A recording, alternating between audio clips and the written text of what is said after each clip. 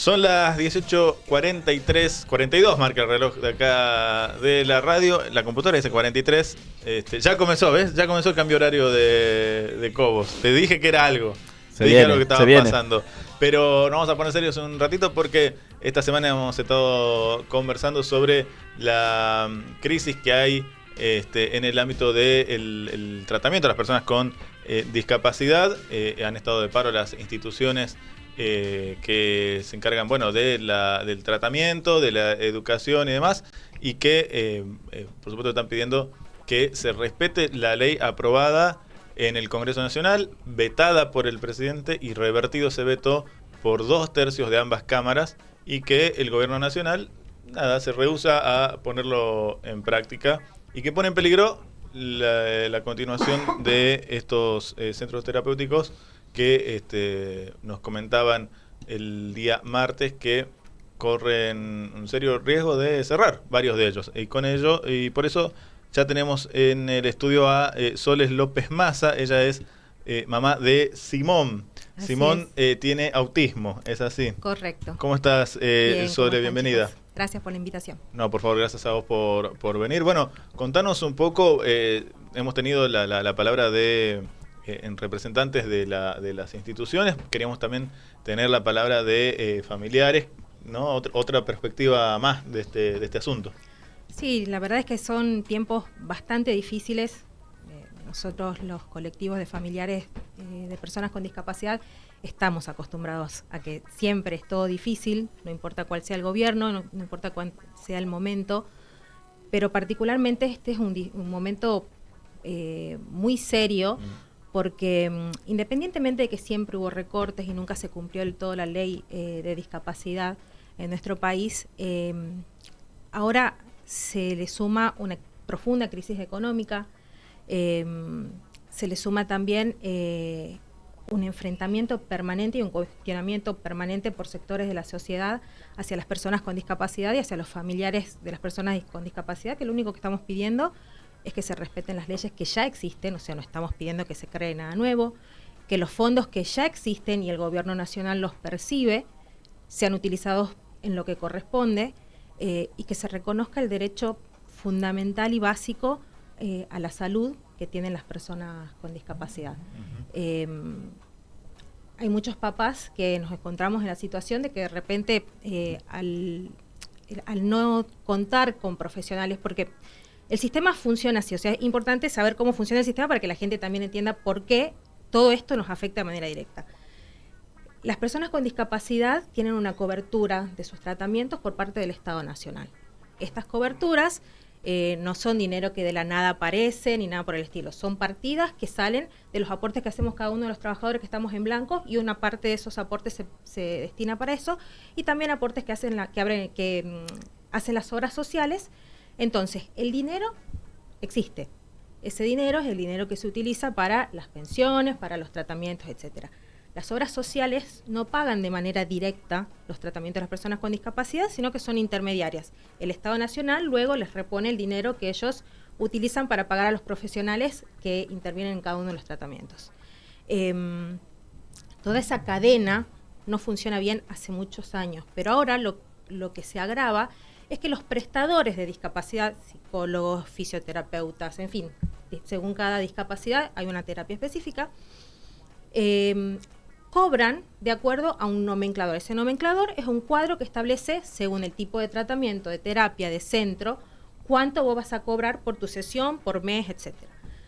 Eso no se actualiza desde el año pasado.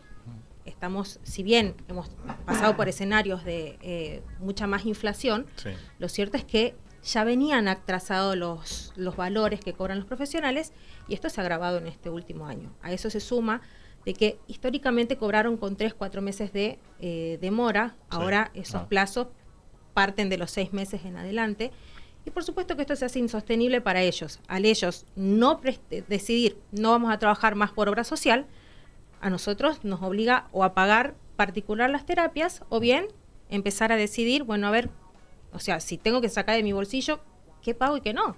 Claro. Por ejemplo, Simón necesita, su tratamiento consiste en terapia ocupacional, psicóloga, fonoaudióloga y tiene una docente de apoyo y psicopedagoga, no sé si lo nombré. De todas esas terapias, hoy solamente Simón está haciendo psicopedagogía, que es fundamental porque está en primer grado, y está haciendo fonoaudiología, porque es una de las terapias más fuertes que tiene él. Psicología es importantísima, no la estamos pudiendo pagar, tenemos que pagarla en nuestro bolsillo, no podemos. Y terapia ocupacional, que también es muy importante en los diagnósticos de autismo, no lo podemos hacer. La docente de apoyo, Simón la necesita tener permanentemente en el colegio. O sea, mientras él está en el colegio, tiene que tener su docente de apoyo. Para eso nosotros necesitamos que se le pague 3 módulos de docente de educación especial. La obra social solamente nos cubre 2, porque también eso es otro tema. Las obras sociales no cumplen, incluso nosotros tenemos un fallo ganado. Entonces, a todos esos problemas que nosotros ya tenemos en lo cotidiano desde hace mucho tiempo, se suma que ahora vos cargas con la decisión durísima de decir qué terapia le doy y qué terapia le quito. O sea, de qué lo privo, porque todas esas decisiones que yo hoy como mamá estoy teniendo que tomar van a tener un impacto en el futuro de mi hijo. Ni hablar los chicos que por ahí tienen un cuadro de autismo en el cual necesitan más apoyos para su vida, porque no son, no hablan o tienen muchas más dificultades sociales que las que puede llegar a tener Simón, dependen de un centro, o sea, un centro donde van y reciben una educación que es específicamente diseñada para ellos. Entonces, en ese caso, todavía es más difícil porque pagar de tu bolsillo ese tipo de centros educativos o centros terapéuticos es muy caro, y porque muchos están teniendo que cerrar porque de repente ya no pueden pagar a sus profesionales con el atraso de la cadena de pagos y con el atraso de los valores. Simón, nos decía que va a primer grado, tiene 6 años. Simón tiene 7 años. Él comenzó un año más tarde la escolaridad para poder adaptarlo a las necesidades educativas de él, pero va a escuela común. ¿Y él desde qué edad fue diagnosticado y hace estos tratamientos? Simón, comenzamos con el proceso de diagnóstico porque no fue tan rápido cuando él tenía 2 años en la pandemia. Yo trabajo todo el día, trabajo en Trancas. Con la pandemia empecé a trabajar desde mi casa y al convivir más tiempo con él, yo empecé a notar algunas cosas que me llamaban la atención. En ese momento los médicos no estaban haciendo consultorio, o sea que no podía ir al neurólogo rápido para ver qué es lo que estaba pasando. Pero en cuanto se abrieron los consultorios por el mes de octubre, por ahí del año 2020, yo empecé a consultar. Primero comenzamos sospechando que era un trastorno del lenguaje y después ya lo vio un especialista y cuando él tenía 3 años llegamos al diagnóstico de autismo. Lo bueno es que yo no perdí tiempo porque a pesar de que no tenía el primer diagnóstico, comenzamos con terapias, que lo que vas haciendo es tratar los síntomas, digamos, o sea, no síntomas, porque no es una enfermedad, sino las características de él. Entonces pudimos ir trabajando hasta que tuvimos el diagnóstico definitivo. Y rápidamente él pudo acceder, o él, digo, y ustedes como familia, a todas las terapias estas que me mencionaba, ¿no? Psicopedagoga, psicóloga. Nunca nada es tan rápido. Lamentablemente las obras sociales no cumplen con los pedidos. Te podría decir que el 95% de las familias terminamos acudiendo a un amparo de salud, que muchas veces los tenemos que pagar. Si bien podés recurrir a un defensor oficial, la mayoría de las veces terminamos pagando en nuestros bolsillos, son caros. No son definitivos, no es que haces un amparo y te dura para toda tu vida, sino que de acuerdo a las necesidades que vaya teniendo tu hijo va cambiando. Nosotros tenemos ganado un amparo en el año 2022, en diciembre de 2022, estamos terminando 2025 y no tenemos efectivo cumplimiento del amparo, o sea que y tampoco hay nadie que accione sobre las obras sociales ni que las controle, y menos con esta política de desregular todo, de liberar el funcionamiento de las instituciones. Entonces, nunca nada es tan rápido ni nunca nada es tan fácil. Por ahí justamente pensaba las obras sociales, debe ser muy conflictivo convivir con una parte que más allá de que brinda un servicio de salud, la obra social, por eso se la contrata, pero que en los casos tiene fines de lucro la obra social, ya persigue su negocio y habla un poco también del conocimiento, de la profundidad, pero nunca van a ser negocio los tratamientos en discapacidad, justamente porque son, en el caso de clientes de la obra social, muy demandantes por la cantidad. Créeme que sí son un negocio para ellos. No, yo te voy a explicar por qué. Si bien la obra social no paga los tratamientos y recupera todos los gastos que hacen, lo que hacen las obras sociales, y lo hacen la mayoría, es, por ejemplo, el nomenclador, que es esta tabla de valores, establece que, por ejemplo, el psicólogo tiene que cobrar 12.000 pesos. Entonces, la obra social le va a reclamar después, por cada una de las sesiones que le ha dado para Simón, para psicología, los 12.000 pesos por cada una de esas citas, ¿verdad? Perdón, Sí. de por sí, bastante menos que lo que cobra un psicólogo que trabaja Totalmente. privado. Entonces, a O ese, sea, a ese estamos psicólogo hablando- le conviene ir a trabajar privado que... Por supuesto, por eso dicen, no, obra social no, voy particular. Entonces, de esos 12.000, cuando ellos los recuperan, 2-3 meses después, porque es cierto también que las obras sociales los recuperan un poco más tarde, no le pagan los 12.000 al psicólogo, se quedan con un porcentaje y le pagan por él 10, 8 al psicólogo. Entonces, para ellos sí termina siendo un negocio también, porque hay una parte que se queda. Claro. No corresponde, es ilegal. Yo, como parte de mi amparo, tengo establecido de que se les pague lo que diga el nomenclador, pero tenés que llegar a la justicia a que vuelva a decir lo que la ley ya dice, porque si no, no lo cumplen y te niegan los tratamientos. O sea, tu hijo, a mí me pasa de que me duele mucho porque el sentimiento es que tu hijo es un factor de económico, no les importa decirte que no. Los abogados de las obras sociales te tratan como si vos fueras una basura, o sea, no les importa. Nosotros conocemos a los directivos de la obra social a la que nosotros pertenecemos, porque yo soy periodista, mi esposo es periodista, y es muy duro que alguien que vos le conocés la cara de un gremio al que vos perteneciste te digan, no, no te podemos cubrir los tratamientos, y que llegas a la justicia y que tengas que exponer en redes sociales la situación, porque terminas en cierto punto también exponiendo a tu hijo, es muy desgastante. Y hay épocas en las que bajas los brazos. O sea, yo tengo épocas en las que me prendo fuego contra la obra social, y hay épocas que, viste, como decís, o sea, mi energía hoy necesito que esté en otro lado. Entonces es una lucha constante, pero hoy agravada por lo económico y, como te digo, el enfrentamiento social, o sea, la cantidad de ataques y cosas espantosas que hemos tenido que escuchar la familia de personas con discapacidad este tiempo, fogoneado también por la política esta tan cruel, ha sido muy duro. O sea, es decir, ¿por qué yo ciudadano tengo que pagar los tratamientos? Porque ya los estás pagando, o sea, porque la plata lo mismo la estás aportando al fondo ese. Entonces, esa plata tiene que ir a donde corresponde. Estas benditas auditorías que se hicieron, las auditorías estaban enfocadas más bien a las personas que recibían pensiones. Hay un 30% de las personas que reciben pensiones que efectivamente fueron citadas como corresponde, que recibieron la carta documento, porque muchas fueron a parar a domicilios que no existían. Entonces esa gente no se pudo presentar. Para hacer las auditorías, claro, se contrataron a médicos particulares en todas las provincias que auditen cuando tenemos un sistema de salud público. Entonces hay plata para algunas cosas, pero no hay plata para otras cosas. Pues si vos querés ahorrar, hubieses hecho las auditorías en el sistema público. Y no, se pagó a médicos para que la hagan particularmente. Y a poca gente, porque no llegó, todo el mundo no fue citado. Entonces es muy difícil. Hay gente que depende de verdad de eso. Por ejemplo, una mamá sola que tiene de repente una persona en su casa con una discapacidad severa que está postrada en una cama, ¿cómo sale a trabajar? No puede. Entonces depende quizás de esos 230.000, creo que eran pesos, que les pagan de la pensión contributiva, por lo menos no contributiva, por lo menos para cubrir, qué sé yo, las compras del mes. Claro. Porque los tratamientos, todo eso, olvídate, no los cubre. Y aparte le da la obra social, le da incluir salud, que a las personas que no tienen una obra social, es como una obra social estatal con la cual pueden acceder a esos tratamientos.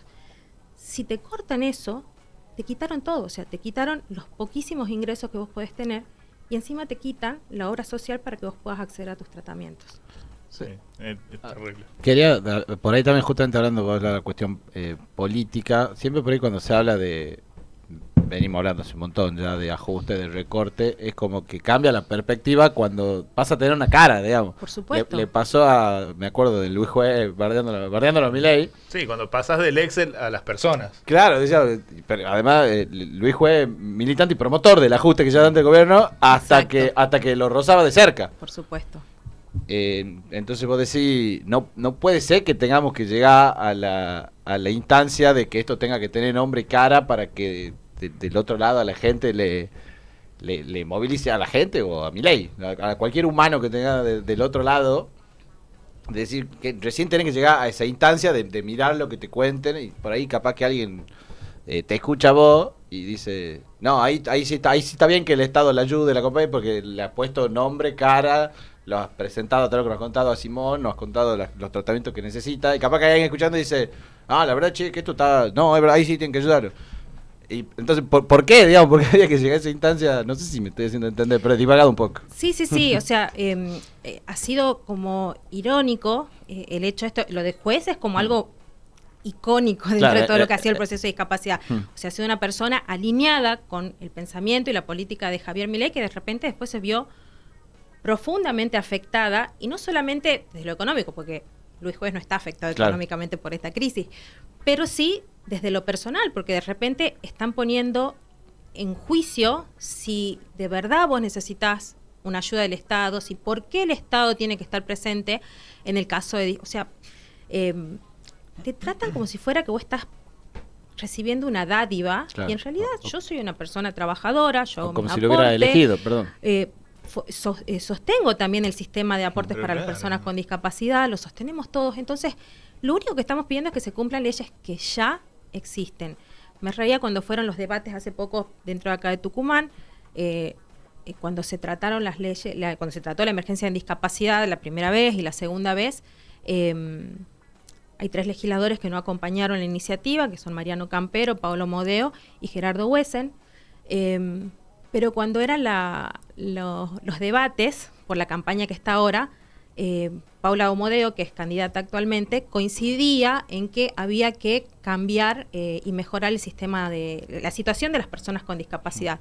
Pero cuando ella tuvo en sus manos la posibilidad de hacer algo, no lo hizo. Entonces vos ahí te das cuenta que para todos termina siendo política cuando lo necesitan, y cuando de repente bajan la directiva de que hay que ajustar ahí, también lo terminan haciendo. Sí, yo te sumo una cosa a lo que decías de la gente que perdió las pensiones y demás. Estuvo a la vista de todos en los audios de Diego Español, quizás tapado porque nos concentramos en las coimas, ¿no? En la enunciación de un sistema de coimas y retornos con medicamentos, insumos y demás. Pero otra cosa que decía Español hoy era que él discutía con Sturzenegger cómo hacer para recortar las pensiones, ¿no? Que Sturzenegger decía, cortá tanta cantidad de un saque. Y Español le proponía, decir, no, los citemos lejos de donde viven para que no puedan ir. Es de una crueldad. Es increíble. O sea, hay gente que no te entra en la cabeza. Discapacidad. Sí. Gente que, porque nosotros, bueno, qué sé yo, en el caso de tuyo, tu hijo tiene autismo y capaz que vos se citan, no sé, en Tafí del Valle y te vas. Totalmente. Pero alguien que tiene una discapacidad motriz, alguien que, no sé, que ni se entera, depende de un aparato para vivir. De un aparato para vivir, que depende de otra persona para vivir. Qué sé yo, o sea, es como ya directamente jugar a la ruleta con gente con discapacidad. Sin ninguna humanidad, o sea, sin ningún tipo de criterio, ¿verdad? O sea, fue un ajuste. Y que demuestra que lo de las auditorías es un verso. Totalmente. ¿No? Es un verso. Es una chicana. Claro, sí. Más que un verso. Sí, una provocación. Sí, una provocación. Totalmente. Pero yo creo que además de una chicana y una provocación, también hay un desprecio declarado y sostenido por el que es diferente. O sea, en esta política hay como mucha discriminación para el que es distinto, digamos. Sí, una deshumanización. Totalmente. Que uno a veces dice, piensa que exagera cuando que el presidente dice, no, se quejan por las formas y demás. Lo que pasa es que no es la forma, es lo que la forma esconde. Cuando él trata de mandriles, trató de mogólicos, o sea, utilizó el término mogólico como un insulto. A los que no piensan como él, es que en la ideología de este gobierno existe una norma y todo lo que está por fuera de esa norma está mal, ¿no? Y en eso caen los discapacitados, ¿no? Sí, pero también lo paradójico es que este gobierno está por fuera de la norma, porque estamos hablando que la emergencia en discapacidad se aprobó 2 veces por parte del Congreso y no está todavía en funcionamiento, 1 mes y medio de haber sido aprobada por segunda vez.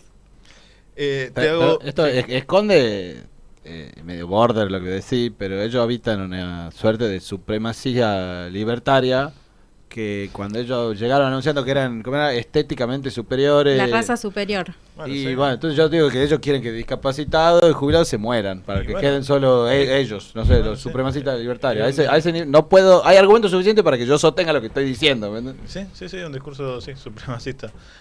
Tengo una pregunta sobre los centros de atención y también sobre los profesionales, porque me imagino que tenés contacto con ellos. Acá vino Josefina Porta y nos contaba que es maestra ella, ¿verdad? Maestra especial. Sí. Y nos comentaba que había mucha gente que recibida, especializada y demás, que se iba a otro rubro directamente, ¿no? Porque nada, no podían vivir de hacer eso, ¿no? Y se iban, no sé, a trabajar en el comercio. ¿Vos notás, digamos, en tu parte más cercana, notás un vaciamiento así tan fuerte o no? Por lo menos los profesionales que atienden a Simón, me pasó solamente con uno de ellos que se fue a vivir a otro país. O sea, se fue a vivir a otro país, está trabajando, no sé, de algo random. Porque él nunca trabajó con obras sociales, porque esto, como le digo, o sea, por ahí suena que uno está en contra de Milei. Esto viene de siempre, digamos, o sea, yo no soy ni mileísta, no soy ni peronista, ni nada. O sea, yo soy la mamá de Simón y claro, necesito que Simón tenga sus tratamientos, punto. Esto viene de hace mucho tiempo, entonces hay profesionales que nunca trabajaron con obras sociales y preferían cobrar particular, pero bueno, ahora de repente que ya nadie tiene tampoco los medios para pagarte una sesión de contado, y bueno, a esa gente se le complica mucho más. No me pasó de que el resto del equipo deje, pero sí, por ejemplo, que dejen de trabajar con obras sociales. Te dicen de entrada, no, mira, obra social no, yo después te facturo, vos recuperarlo con obra social y recuperarlo con la obra social, veme el lunes, o sea, no existe. Por ahí también pensaba, para seguir bardeando al gobierno, el mismo gobierno que hace poco, cuando querían imprimir de vuelta las boletas en la provincia de Buenos Aires, se jactaban y celebraban que gracias al ajuste que habían hecho, tenían los fondos para imprimir la boleta con la cara de Santilli. Entonces al ajuste que hoy nosotros lo vemos en tu persona y en la cara de Simón, que cuando por ahí se puede llegar a interpretar la magnitud de las consecuencias de las decisiones, ellos lo festejan. Exacto. O sea, lo que padecen la familia de personas con discapacidad, el gobierno lo celebra y lo proclama. Y está orgulloso de haberlo hecho, lo que es 3 veces malo. Aparte, ¿de qué sirve el ajuste si el ajuste y el ahorro que vos has logrado con ese ajuste no lo estás volcando a los lugares donde vos tenés una emergencia, o sea, donde tenés cosas que no pueden esperar? O sea, no somos un país próspero como para decir, no, la guardo la plata, porque no, o sea, estás haciendo un ahorro destinado a otras cosas, o sea, recortaste en muchas cosas que efectivamente hacía falta recortar, cosas que estaban mal, qué sé yo, empleados que no iban a trabajar en el organismo del Estado. Hay muchas cosas en las que se ha ahorrado, es cierto. Pero utilizar la plata en algo que valga la pena. O sea, que el ajuste sirva para algo. Si vos estás ajustando y ese ahorro no lo vas a usar en nada, ¿para qué? O sea... Era una oportunidad de hacer un poco de demagogia para un gobierno muy alejado de la gente. Por ahí tener, cuando vamos a hablar de discapacidad o de jubilado, después de que vos te van a gloriar de tu ajuste, y es medio que una oportunidad servida para vender un poco de humo, digamos, y tratar de sí empatizar y decir, no, acá no ajusto. Pero ha decidido profundizar. Aparte Después se pelea Milei con Ian Moye, después... Bueno, decís, eso. vergonzoso. Aparte de una realidad, la persona con discapacidad no necesariamente tiene una discapacidad de nacimiento. Yo Bueno, puedo salir sí, acá, claro. me puede atropellar un vehículo y puedo quedar con una discapacidad ya siendo adulta. Nos puede pasar en cualquier momento de la vida. A mucha gente le pasa en la vejez, o sea, encima de jubilado tiene una discapacidad, o sea, la peor de las combinaciones. Nos puede pasar a cualquiera. Entonces, tener la soberbia de creer que la discapacidad le afecta al otro y es algo que no me va a tocar a mí, es hasta a mí me da temor cuando lo veo y cuando lo escucho en otra persona, porque vos decís, te puede pasar a vos y vos podés estar acá dentro de un tiempo, dependiendo de un certificado de discapacidad, de las prestaciones del gobierno, y no tenerlas. Y lamentablemente sería lo peor que tengas que aprender en esa peor de las Claro. de las circunstancias. Bueno, hablábamos del ajuste en discapacidad. Gracias, Sole López Massa, por venir y por dar tu testimonio. Por lo que nos dijiste, sé que a veces es difícil exponer esta situación porque te expones vos, expones a tu hijo, a Simón, y a veces no se ahorran en insultos, ¿no? En redes sociales y demás. No, está todo pero tan es fácil. necesario. Es necesario a veces alzar la voz. Yo decidí hacerlo este año. Yo tengo un Instagram en el que hablo y milito por los derechos de las personas con discapacidad. Y también fue como un proceso y una decisión personal de que alguien tiene que hablar y alguien lo tiene que exponer. Mayoritariamente somos las mamás, porque somos las que estamos más cerca, somos las que estamos más al pendiente de todo. Lo vemos ahora, Valentina Bassi y otras referentes que han alzado la voz por la discapacidad. Hay que hacerlo, es importante, es muy importante hacerlo. Bien, decimos tu Instagram, @ mamá con desafíos, Sole López Massa, maternidad y autismo. Vayan a seguirla, que bueno, ahí hay un poco más de información de primera mano para que, nada, veamos un poco la realidad en primera persona. Te agradecemos mucho por venir, por esta por el charla. Y bueno, te esperamos cuando la ocasión lo necesite. Con mejores noticias. Ojalá sea pronto. Vamos a la tanda y ya venimos con más La Tucumana de Tarde. La Tucumanidad a diario. Informate todos los días con eltucumano.com. Comienzo de espacio publicitario. Una plaza no es solo un espacio verde. Es el lugar donde los chicos juegan, los abuelos descansan y las familias se encuentran.